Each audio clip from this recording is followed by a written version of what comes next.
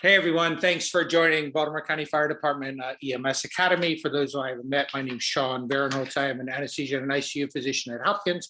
I'm an active member of Pikesville Volunteer Fire Company in Baltimore County, and I have the honor of serving as one of the associate medical directors for Baltimore County Fire Department. On behalf of the medical director's office and Dr. Pollack, on behalf of the EMS office and the EMS Training Academy staff and Captain Stewart, thanks for what you guys do every day. Thank you for your dedication for lifelong learning. Also, a big shout out to Ashley Brooks. Ashley is a young member and volunteer at Pikesville. She's helping us with the Zoom platform. As you may know, Ashley will send out a link in the chat closer to the end of the training. Click on the link, enter some information, and get your MIM CEUs. If you have any questions about MIM CEUs or receipts for participation, or we can do anything for you around that. If you have any trouble at all with the sign-in sheet or the link for tonight, we need to resolve all of these issues, please, before the night ends. I cannot accept emails about adding people to rosters, for example, because you couldn't get access. So please feel free to hang out with us after the training, and we'll be happy to help you make sure that you get your MIMS CEUs. Tonight, super excited to have with us Chrystie Dillon.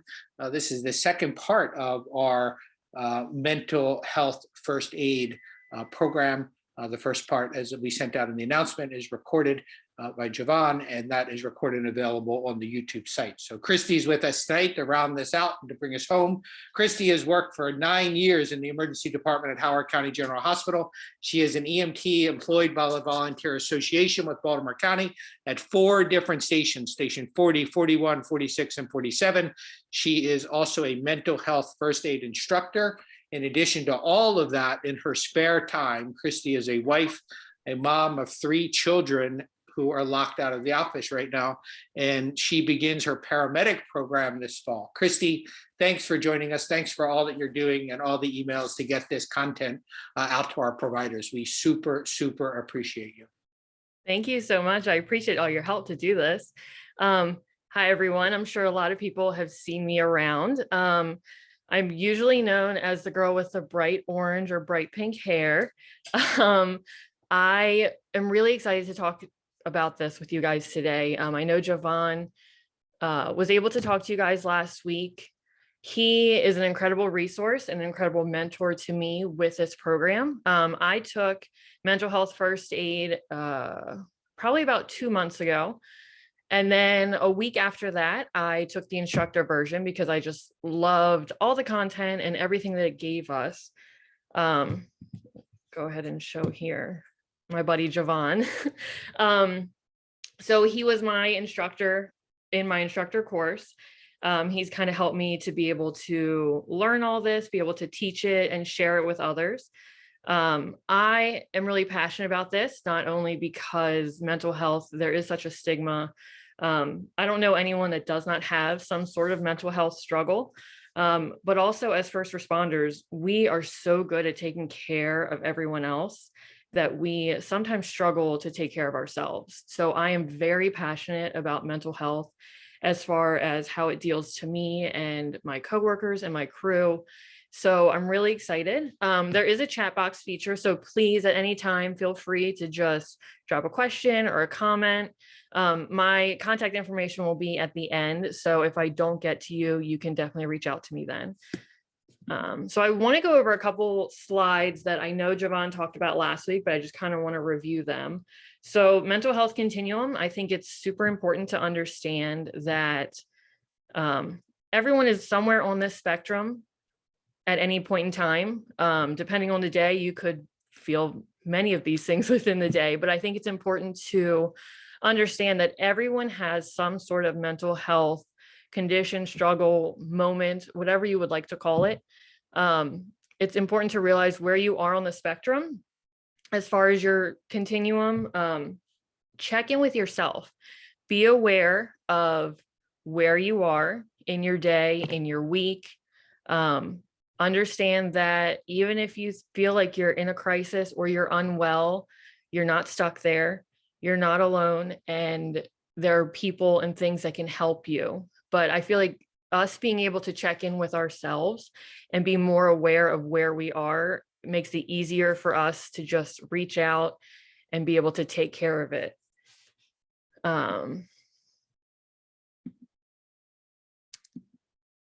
So again, just another review from last week, kind of just reminding us about the signs and symptoms to look out for within ourselves and also our crew, our coworkers, our patients even. The important thing with mental health first aid is we do not diagnose. So it is our job to recognize a mental health crisis or struggle, to be able to provide resources and provide the help that's needed. So just like as an EMS provider, it is not our job to diagnose, even though we may have seen something a million times and we know if it looks like a duck and sounds like a duck, it's a duck, we still cannot diagnose. So just be aware, looking tired, disheveled. If you notice that your partner is usually on their game and they're just having a hard day, find a way to just check in with them, see if they're okay, and see if there's something that you can do to help them.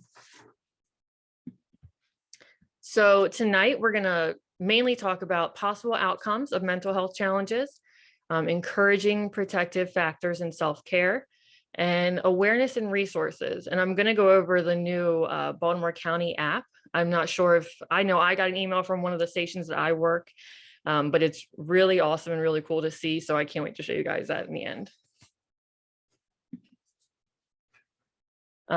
So a big thing with mental health first aid is stigma. We recognize that there is a stigma between getting help and having a crisis or a mental health concern. A lot of times it's seen as getting help means that you are weak, that you are not cut out to do this job, to be a firefighter or a medic or an EMT, a police officer. Breaking the stigma is very important. Just because you had a tough call and it stuck with you and you cannot let it go, it does not mean that you're bad what you do. It just means that you're human and it's okay.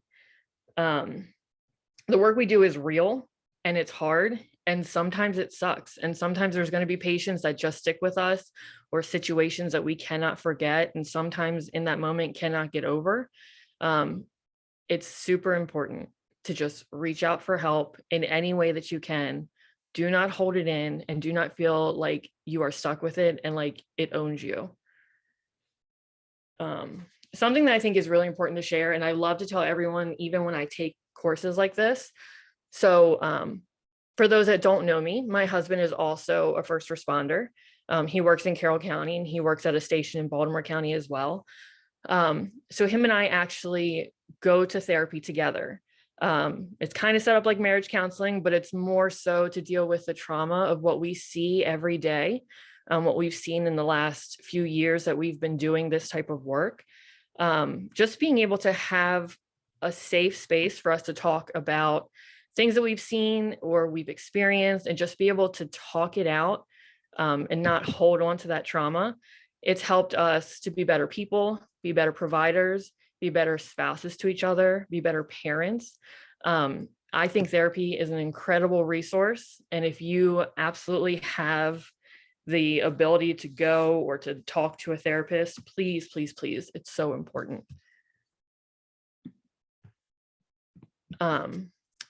Firefighters are more likely to die of suicide than die on the job.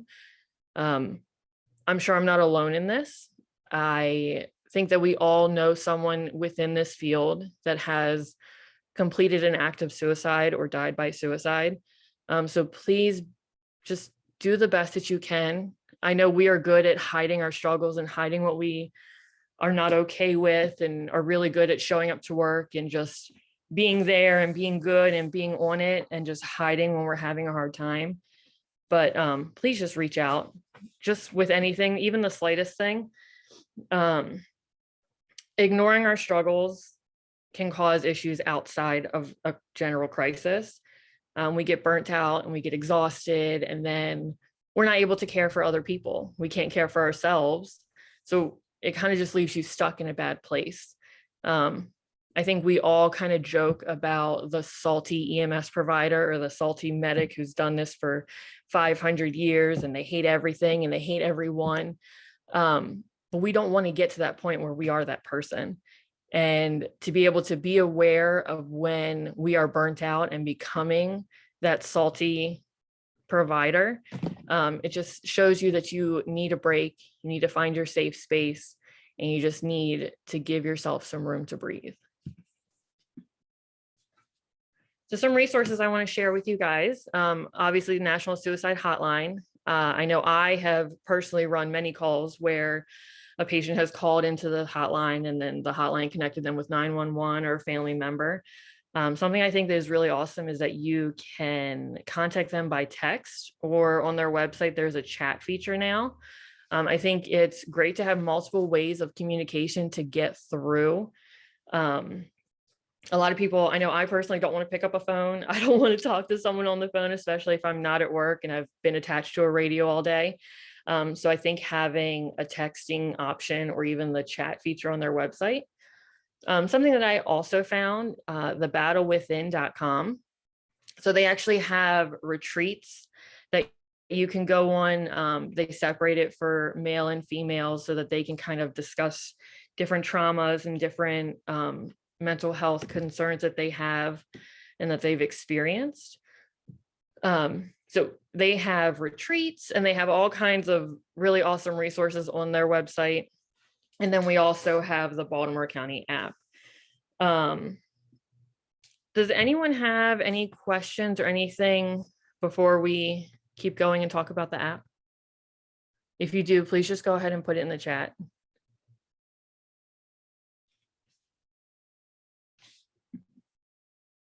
No. All right, so this is a new Baltimore County app. It is in connection with the CISM team. So on the left-hand side of your screen, you can see what it looks like, at least in the Apple App Store. So when you go to log in, after you've downloaded it, you go, your username is BCOFD. And then the password is wellness1. So it's capital W, wellness, and then the number 1. So once you log in to the app, it has a really long list of menus. I put some screenshots of some of the menus here. So if you click, you have Chief's message, where Chief Run just kind of thanks you for what you do, being the amazing providers and firefighters that we are. The Get Help Now link, you can see it's kind of highlighted in red. So it can help you to submit a concern that you have and that you're struggling with. You had a bad call, you had a bad day, you're going through something and you just need help. It can help you to get that help. Featured resources, it just gives you additional resources for the CISM team and how to get in contact with someone and how to find someone. There's a firefighter wellness toolkit. Self-assessment, I think, is really great. So when you go into self-assessment, it is categorized by whatever you're struggling with. So if you're having anxiety, if you are having depression, if you are having a struggle with ADHD, it kind of goes the full range of mental health. And it just lets you take an assessment to kind of judge where you are. Are you okay right now? Even if you feel like you're struggling, you can take the assessment and just realize like, okay, hey, I'm not doing too bad today. Today's been a pretty good day. Therapist Finder is incredible. I know a big thing that stops everyone from getting a therapist or finding a therapist is just, if you do a Google search, it's impossible to find one in your area. So that is a really good resource. The peer support and the peer support resources will be able to give you a list of the CISM team and how to contact them. It lets you see a picture of who they are. I know a lot of times we run into them in the field and don't even realize that they're part of this team and can help. There are some resources for the Chaplain, the EAP program, fitness, nutrition, injury prevention, cancer awareness. Station Finder is pretty cool because you can see all the stations and how to, where they are and the phone numbers to get in contact with them. I love also that it has sleep sounds and meditations. So they are recorded and kept on there if you just need a moment and need some quiet and need a minute. Something that's really important about this app and using it is that the county can see how many times it is downloaded. They cannot see who is on it. They cannot see that you have logged in, that you have put in that you're struggling with depression, they can strictly only see that you have downloaded it. So any type of information that you put in here or any quizzes or self-assessments that you do, they are private. They're just for you. The information is not shared with someone else within the county. It really is just a way for you to kind of keep yourself in check and just make sure that you are okay. It also kind of just gives you a little bit of a safe space to just understand that you can check in with yourself and it's not a thing. No one knows, no one's going to judge you or look at you differently when you are on a call or at work at the station. It really is just a way for you to just be okay and check in with yourself.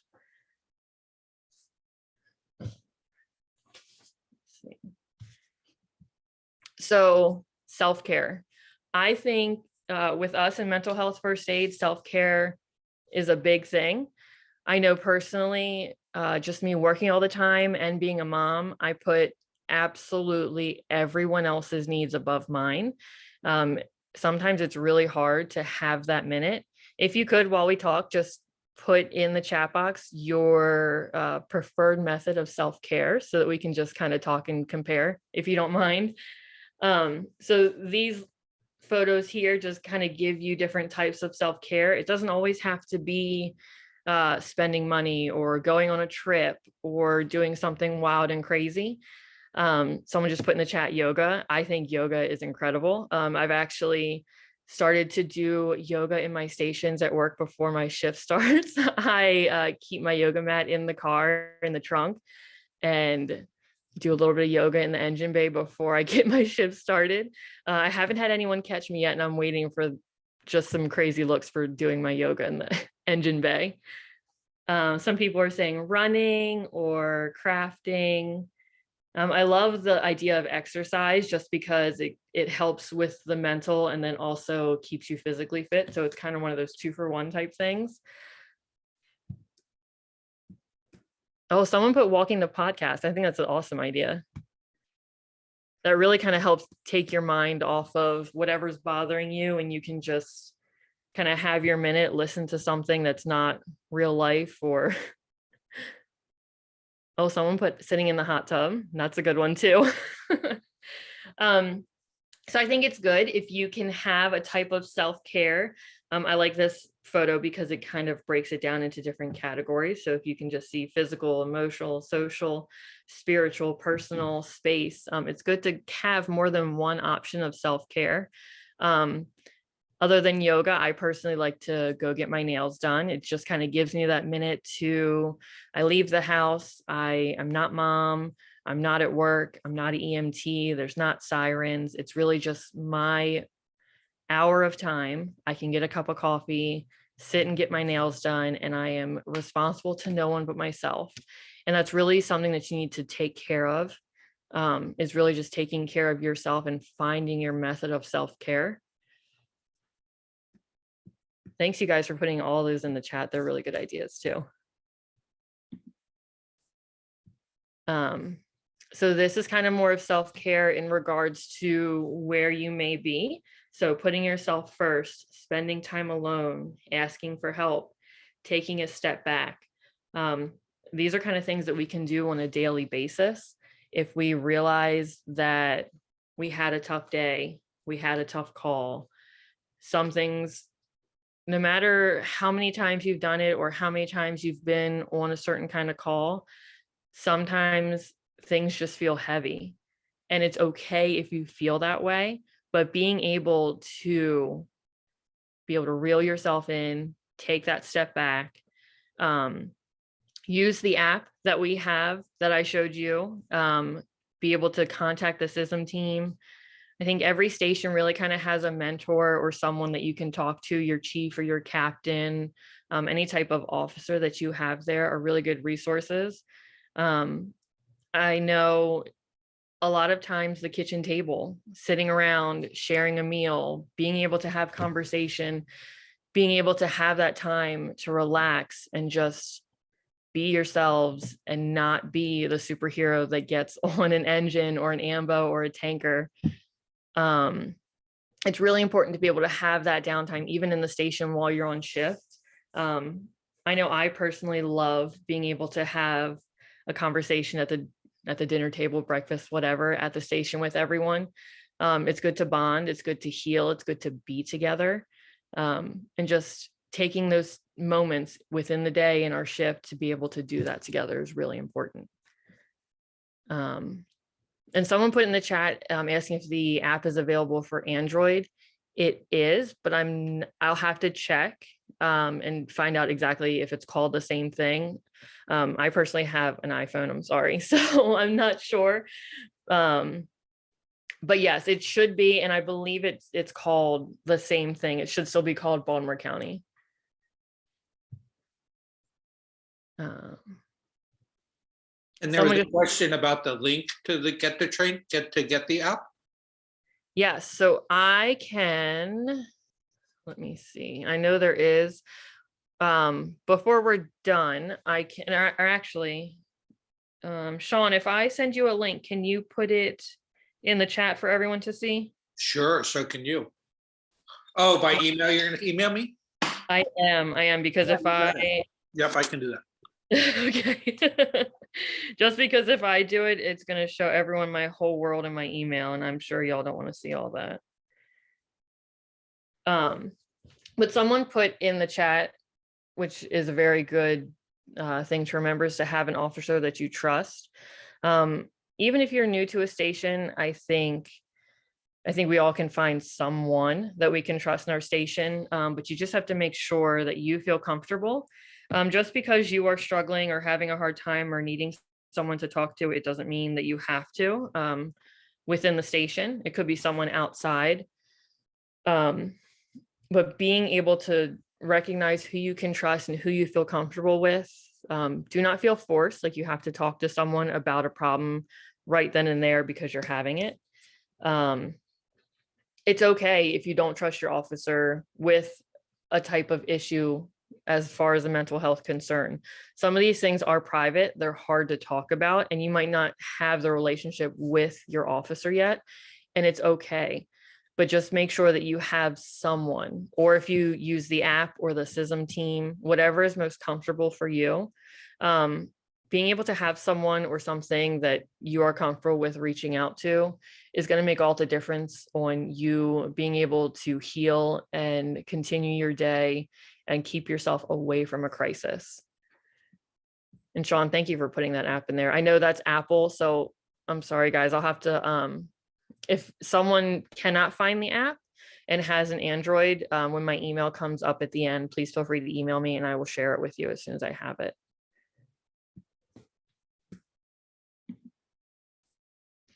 Self-care is not selfish. I know personally I struggle with this. I feel like I'm at work all day, or my husband's at work. One of us has been with 3 kids all day, and I just need a minute. I need to go take a walk. I need to get my nails done. I need to do something.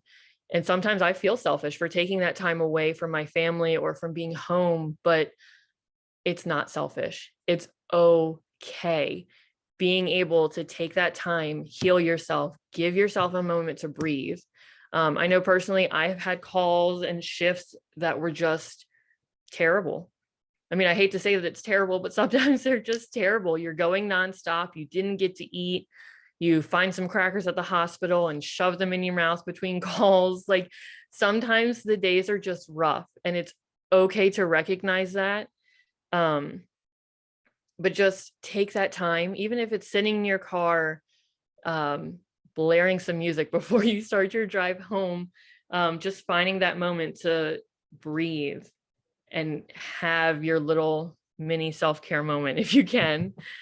Someone just put in the chat, I think one of the hardest parts of caring for others is remembering to care for yourself and being okay with being alone.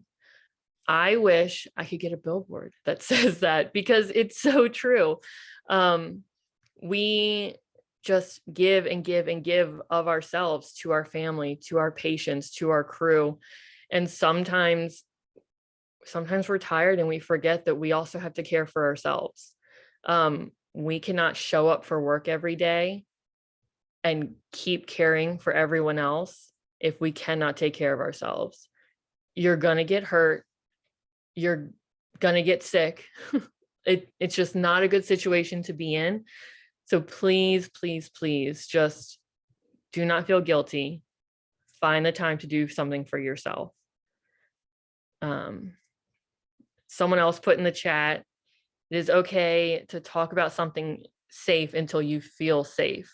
And I think that's great. You can start the conversation with someone and not necessarily go into the full details.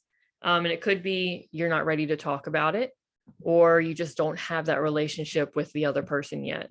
But just being able to find that space to even just get a little bit of it out is so, so, so important. Thank you guys for being so active in the chat. I really appreciate it. All right. And that's actually all I have for tonight. We went through this way faster than I expected to. So this is my contact information. This is my email address and my phone number. I have taught a class for mental health first aid at Station 41 in May. It was great. We had a great time. It is a 6-hour class. So unfortunately, I couldn't do all of that over this Zoom because we just don't have enough time. But it's a lot of really great information. If you work at a station or volunteer at a station and you would like to host a mental health first aid class, it doesn't have to be just for your station. You can open it up to other stations around you. But if you're interested, please text me, email me, whatever. And then outside of just asking questions about the classes that I teach, if you need someone to talk to, please do not hesitate. Oh, and Ashley put the link in the chat box for everyone to make sure they get their CEUs and check in. So please make sure you guys do that too. But please, if you need to talk, if you need resources, if you have questions, if you want information about anything, please do not hesitate to email or text. Just like everyone else, fire station life, and then also being a mom, there's a lot going on. So if I do not answer you immediately, please be patient with me, but I promise you I will get a response back to you.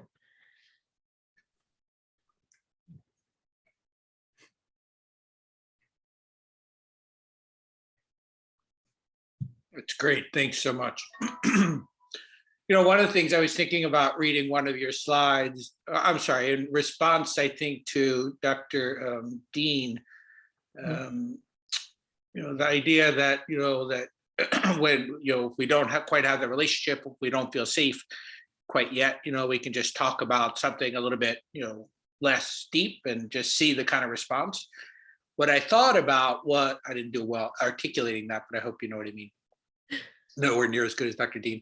But my thought was also on the receiving end of that too, right? So when we are around our members and our younger members and our colleagues, for example, sometimes people, that we could be the recipient of that safe talk, right? Mm-hmm. But it's really just kind of a primer, right? If we're not interested, if we don't show concern, if we, you know, are just moving about our day, then it's probably not going to go anywhere. But if we inquire or just pause just to listen, for example, sometimes it can get a little bit more, right?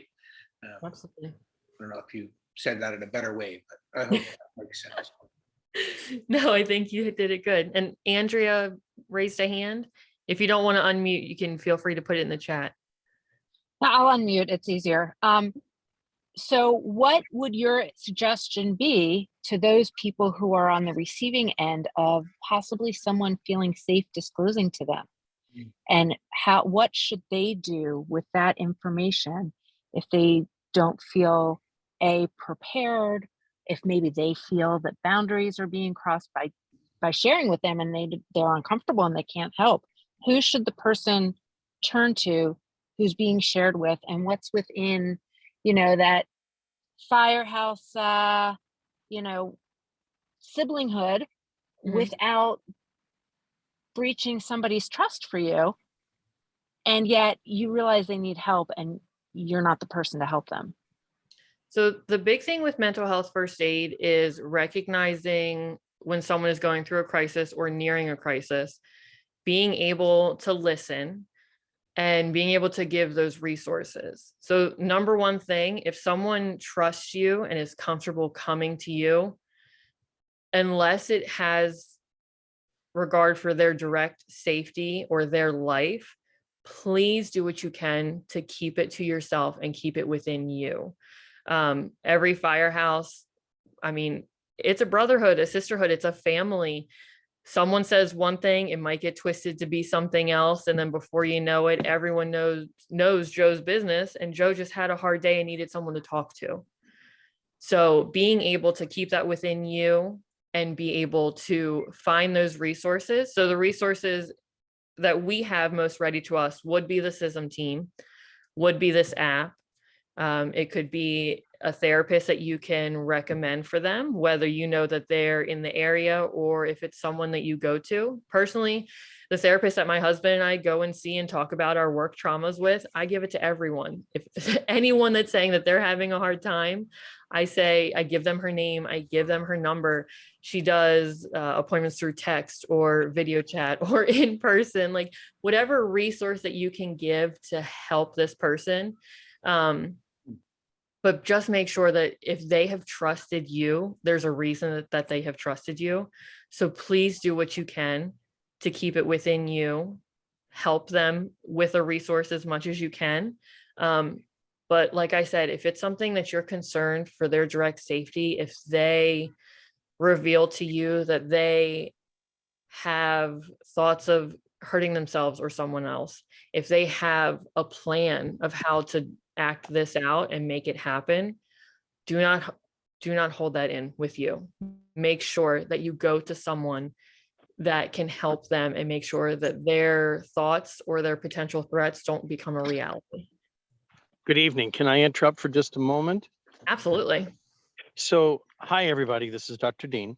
I am the mental health provider for the CISM team and the peer support team. I don't know how to turn my video on, so forgive me. But you You're don't need to see on my video. face. We Oh, are. am I? Okay. So one of the things that I think is really important in following up with what you're saying is that get permission, or at least let the person know, listen, this is bigger than me. I'd like to bring in somebody that can help us process what you're talking about. If you are in a trusting relationship and you say, listen, I really don't know how to be there for you other than to listen to you, but I really think we should bring somebody in to help us process this. That's building trust because you're being honest. Mm-hmm. And you're saying, I can help you by bringing somebody in to help you. Mm-hmm. Absolutely. And then also, if this person has come to you and trusted you and feels more comfortable going to get help with you by their side or having a conversation with someone else, if you are able to be there and be with them for that type of conversation, just knowing that you have given them that sort of level of trust and can kind of follow through and help them to make sure that they do get the resource or the ear that can find that resource for them, it's super important. Yes. Thank you. Does anyone else have any questions or comments or concerns or anything? Like I said, please feel free, email me, call me, text me, whatever. I'm definitely always here for conversation, always here to talk and help. Anyone?